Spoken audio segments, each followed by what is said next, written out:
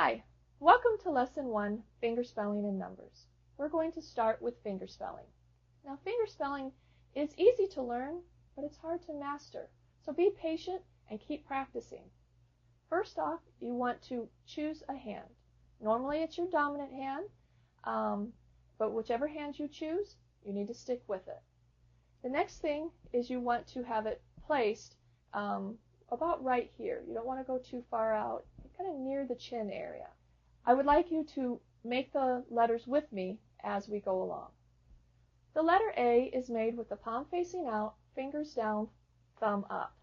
If you look at it, it almost looks like the letter A. The letter B is made with the fingers up, thumb in. Kind of see a B right there. C, palm turns just a little bit, and you make your letters like this. Looks like a C. D, all the fingers are down, and the index finger is up. E is made by bringing your fingers in and your thumb going across. Be careful you don't squeeze it too tight. It's just a nice movement like this. F, now all the fingers are up except for the index and it's down. G is made with the index finger going across, your palm is in. I know in the book it looks like this, but that's not correct. It's probably from your point of view. It's from the signer's point of view right here. H is made like this with both fingers coming out. After H, then you have I with the pinky up. If your thumb is across your fingers or like this, it really doesn't matter. But you can kind of see the I.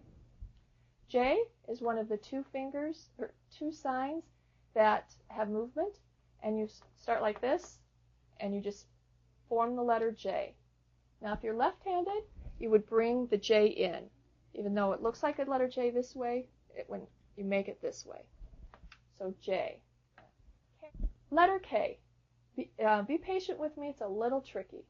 Take your two fingers like this, bring your middle finger forward, index finger back, take your thumb and put it on the knuckle area of your middle finger.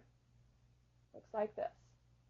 A lot of people want to do this, and that is not correct. It looks more like this. The letter L, you've probably made it before.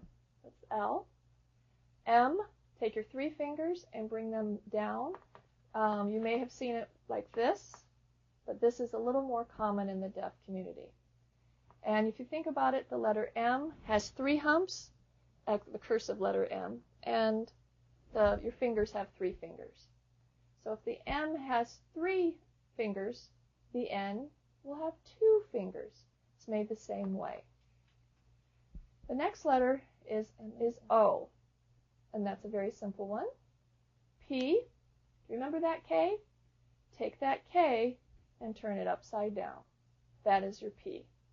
So middle finger forward, thumb on your index, but down. Now don't kill yourself by feeling like you have to go way down. As long as you just have it down like this, you should be all right. Q, remember the G? Now just turn it upside down, palm facing down. R, bring your fingers together like this, kind of like the good luck sign. S is you bring your thumb going across your fingers, and you may say, I've seen that before. The letter A is where your thumb's to the side. S is where it's to the front. T is made by putting your thumb between the first two fingers, kind of like, yeah, I gotcha, on the nose. U is made with the two fingers going up, kind of looks like a U. V, fingers apart. W, three fingers, you can see the W. X, take your one hand, bend it, and then turn it to the side. That's an X. Y, thumb and pinky out, kind of looks like the Y. And Z, take your index finger and form the letter Z. Now, that's it for fingerspelling, but there's some very important rules when you fingerspell. The first thing is you need to think of these as sounds. They're no longer letters. So if you're doing the word cat, you would not say, while you're fingerspelling it, C-A-T. No, you should go at. And then as you get faster, you'll go cat. If you're doing rat, it's not R-A-T, it's rat. And you may say to yourself, it's easier just to go R-A-T. I can fingerspell so much faster. And that is true, maybe for the short words. But if you're getting into a longer word, let's say language, for example, L-A-N-G-U-A-G-E,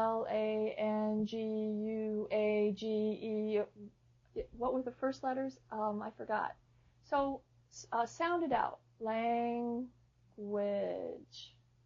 and it will be so much easier. Not only reading people's fingerspelling, but producing it as well. Think about it as you're reading a book. When you come across a word, you wouldn't say each letter out. You would sound it out. The next thing is when you have double letters at the end of the word. For example, ball. When double letters come at the end, you would slide your letters out. So ball, ball, and you would slide the two L's out. This signals that the word is finished being fingerspelled. When two letters come in the middle of the word, then you do a slight tap or bounce. For example, balloon. Balloon. You wouldn't go balloon. See, it's just kind of awkward. And besides, the sliding at the end tells your reader that you're done with the word, and when you slide it twice, it's just too confusing.